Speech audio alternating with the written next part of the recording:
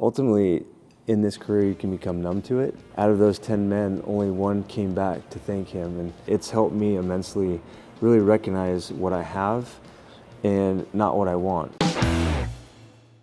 So I got a text today about someone that I know passed away unexpectedly, and it always hits closer to home when you know someone. And I've been conditioned to the last couple of years of seeing death and trauma, and ultimately in this career you can become numb to it, but there are ways for me personally that I have to process that, and one of those things is gratitude in my own life, and I practice this daily, and even my family and I practice this daily. But one of the things that I wanted to talk about was the story Luke 17:11 through 19, and it's about the story of when Jesus was on his way to Jerusalem, and he came across 10 men that begged for mercy and to be healed. And Jesus told him to go see the priest, and then he would heal them. And ultimately, they did, and he healed them of leprosy. And out of those 10 men, only one came back to thank him, and fell to his knees and praised him and gave him thanks. And ultimately, Jesus asked, "Well, where are the other 9?" And with that, he had said to him, what did he say to him? This is powerful in itself. "Rise and go your own way. Your faith has made you well." And so to me, that's the blessing is not enough. You need to actually have gratitude and be thankful for that giver of that blessing, which is ultimately God. And if you practice this, there's so many things that can come out of it from an emotional standpoint, spiritual, physically, and mentally.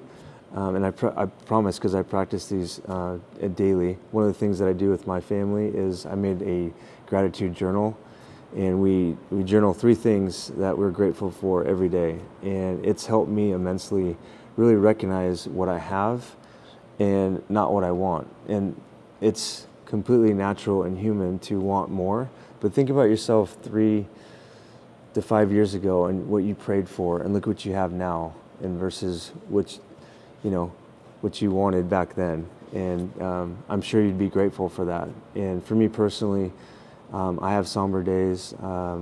Yesterday I felt very docile, and even like that this morning. And I have nothing but to be grateful for. A beautiful wife, beautiful kids, a home, cars, jobs. I have everything that I need and to be grateful for, but we're human. We'll fall into those places mentally, physically, emotionally, spiritually. But this is one exercise, I promise, that can help you immensely. It will help create pathways so that you become happier. Your days will be better. You might sleep better. One of the biblical parts of gratitude: give thanks to the Lord, for he is good. His love endures forever. And that's just, that part of gratitude is just remembering God and what he's given to us and what he wants for us.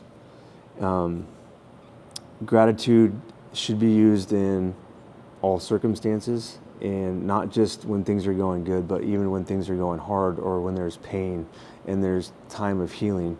Those are times to be grateful for. I just endured a tough season, and I'm working through it, but I am grateful that it happened, because it's led me to bigger life decisions for myself and for my family. And looking back, if it wasn't for him and enduring me in that season, I wouldn't be here facing those things for a better outcome.